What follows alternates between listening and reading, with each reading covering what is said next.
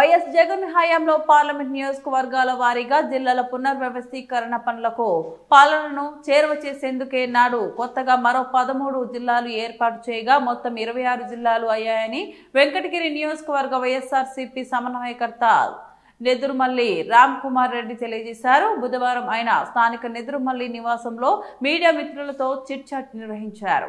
ఈ సందర్భంగా ఆయన మాట్లాడుతూ అప్పట్లో ఆనం మార్క రాజకీయంతోనే వెంకటగిరి నియోజకవర్గంలో 3 మండలాలు నెల్లూరు డివిజన్లోకి మరో 3 మండలాలు గూడూరు డివిజన్లో ఉన్నాయన్నారు. శాస్త్రీయ భౌగోళిక పరిపాలనా సౌలభ్యం కోసం నియోజకవర్గంలోని అన్ని మండలాలు ఒకే రెవెన్యూ డివిజన్లో ఉండడమే సబబు అన్న విషయాన్ని విస్మయించిన అప్పటి వెంకటగిరి ఎమ్మెల్యే ఆనం రామనారాయణ రెడ్డి అప్పటి సీఎం వైఎస్ జగన్మోహన్ రెడ్డిని తప్పుదారి పట్టించి వేరువేరు డివిజన్లలో ఉంచారు.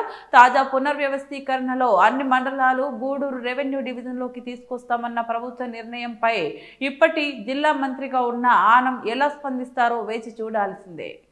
గూడూరు నియోజకవర్గాన్ని ఇదివరకు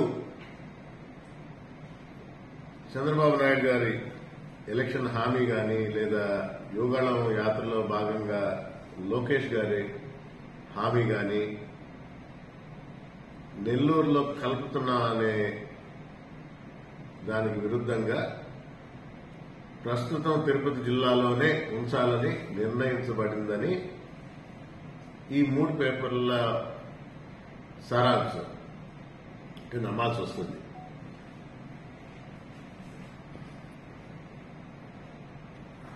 అంటే మొన్న సోమవారం బంగారపల్లి డివిజన్ చేయటం లేదన్నారు, మంగళవారానికి మళ్ళా లేదు మారి బంగారపల్లి డివిజన్ చేస్తున్నారు. సో అసలు మార్పులు కూడా ఉంటాయి, సమీక్షలు జరుగుతున్నాయి. ఎల్లుండి కేబినెట్ సమావేశం టైంకి ఒక కొలిక్కి వస్తుంది అంటున్నారు. ప్రస్తుత వార్తను బట్టి 3 మండలాలు గూడూరు డివిజన్లో కలిపినప్పుడు కొద్ది గొప్ప కలువాయికి కొంచెం ఇబ్బంది కలిగినా వెంకటగిరి నియోజకవర్గంలోని మండలాలన్నీ ఒకే జిల్లాలో ఉండటం, ఒకే డివిజన్లో ఉండటం ప్రజలకు సౌకర్యంగా ఉంటుంది. తిరుపతిలోనే ఉంచాలి అన్నప్పుడు వైఎస్ఆర్ కాంగ్రెస్ పార్టీ తీసుకున్న నిర్ణయం, జగన్మోహన్ రెడ్డి గారి డెసిషన్ అప్పటిది, అది కరెక్ట్ సబబు అన్నట్టు స్పష్టంగా తెలుస్తుంది. ఈ 3 మండలాలు మారడానికి కారణం కూడా వెంకటగిరి ప్రజలకు తెలుసు. అప్పటి ఎమ్మెల్యే గారు ఈ నియోజకవర్గాన్ని ఏ విధంగా విచ్ఛిన్నం చేయాలి, డివైడ్ అండ్ రూల్ అనే పద్ధతిలో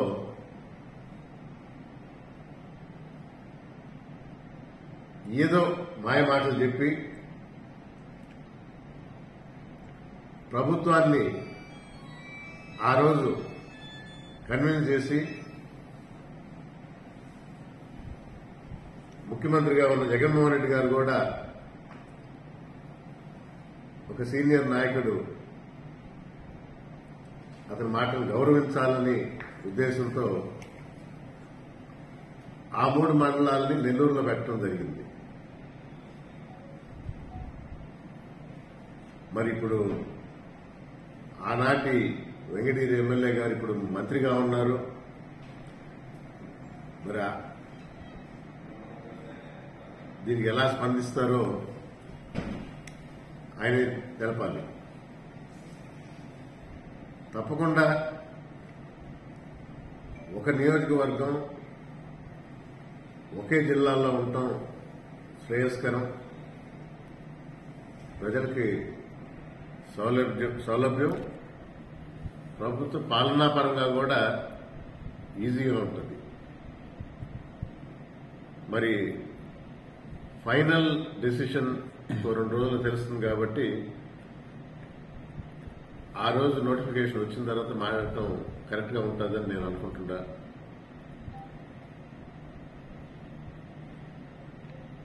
ఈ ప్రభుత్వం ప్రజలకు ఇచ్చిన హామీలు అంటే ఏకరువు పెట్టాలంటే చాలా ఉంటాయి. దొంగలు తొక్కినవి ఎక్కువ ఉన్నాయి ఇచ్చిన మాట నిలబెట్టుకున్న వాటికన్నా. వాటన్నిటినీ నిలబెట్టాలని, మరీ ముఖ్యంగా ఎప్పుడూ లేని విధంగా, ఎవరూ చేయని విధంగా 17 మెడికల్ కాలేజీలు ప్రభుత్వ ఆధీనంలో, ప్రభుత్వ పరంగా ప్రభుత్వ మెడికల్ కాలేజీలు, ప్రభుత్వ హాస్పిటల్స్ వచ్చే దిశగా శాంక్షన్ చేస్తే 8,500 కోట్లలో 3,500 కోట్లు ఖర్చు పెట్టి మిగతా 5,000 కోట్లు ఖర్చు పెట్టడానికి వెనకాడుతున్న ఈ కూటమి ప్రభుత్వాన్ని నిలదీస్తూ కోటి సంతకాల సేకరణ జరిగింది. ప్రజల్లోంచి అనూహ్య స్పందన. ఇవన్నీ రేపు 5వ తేదీ తర్వాత జగన్మోహన్ రెడ్డి గారు గవర్నర్కి అందజేయడం జరుగుతుంది. సో ప్రజల నుంచి వచ్చిన వ్యతిరేకత ఇది ప్రభుత్వ పరంగానే ఉండాలి, ప్రైవేట్ పరం చేయకూడదు. ప్రభుత్వం చేసిన తప్పులు ఎత్తి చూపుతూ సంతకాలకు ముందొచ్చిన వారందరికీ కూడా ధన్యవాదాలు తెలుపుకుంటూ,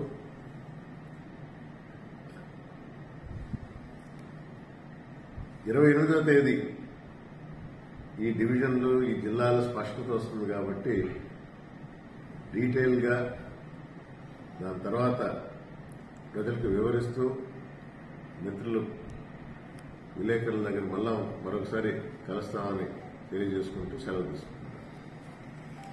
నెల్లూరులో మేయర్ మీద అవిశ్వాస తీర్మానం ఇచ్చారంటే గెలిచింది 100% వైఎస్ఆర్ కాంగ్రెస్ పార్టీ తరఫున కౌన్సిలర్స్ గెలిచారు.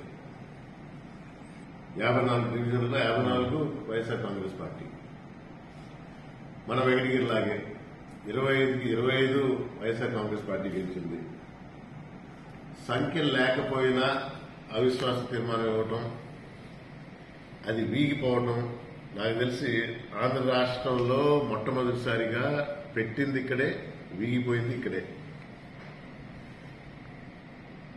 దానికి కూటమి ప్రభుత్వం ఒక రకంగా జాగ్రత్తలు తీసుకొని ఏ విధంగా ప్రలోభ పెట్టాలో, ఏ విధంగా భయపెట్టాలో, లేని కేసులు బనాయించాలో చేస్తూ ఉన్న వైఎస్ఆర్ కాంగ్రెస్ పార్టీ చైర్మన్లు గాని, మేయర్లు గాని దించేయాలన్న తప్పుడు ఆలోచనలతో ఈ విధంగా అవిశ్వాస తీర్మానాలు పెట్టడం, కౌన్సిలర్స్ లోపరుచుకొని భయపెట్టి తద్వారా మేయర్లు మార్చడం, ఇది మంచి సంస్కృతి కాదు. మున్ముందు ఇలా సాగితే ప్రజాస్వామ్యం అనేదే ఉండదు. దీన్ని తీవ్రంగా ఖండిస్తున్నాం. ఈ రోజుకి బానే ఉంటుంది. ఒక రకంగా దీనికి తెరదీసింది కూడా గత ప్రభుత్వం 14-19లో తెలుగుదేశం ఉన్నప్పుడు ఎమ్మెల్యేలని కొనుగోలు చేసి మొట్టమొదటిసారిగా అపోజిషన్ పార్టీ నుంచి తీసుకొచ్చిన ఎమ్మెల్యేలను మంత్రులుగా కూడా చేశారు. చరిత్రలో కనీ విని ఎరగరు. అది చంద్రబాబు నాయుడు గారికే చెల్లు. అందుకని ఆ విధంగా ఇప్పుడు కూడా జరిగే ఈ ప్రయత్నాలు సక్సీడ్ అవ్వచ్చేమో, సఫలీకృతం అవ్వచ్చేమో కానీ ప్రజల్లో వ్యతిరేకత తప్పకుండా ఉంటుంది. అది రాబో ఎన్నికల్లో వాళ్ళు చూపిస్తారు. తిరిగి వైఎస్ఆర్ కాంగ్రెస్ పార్టీకే పట్టం కడతారు. జగన్మోహన్ రెడ్డి ముఖ్యమంత్రి చేస్తారు.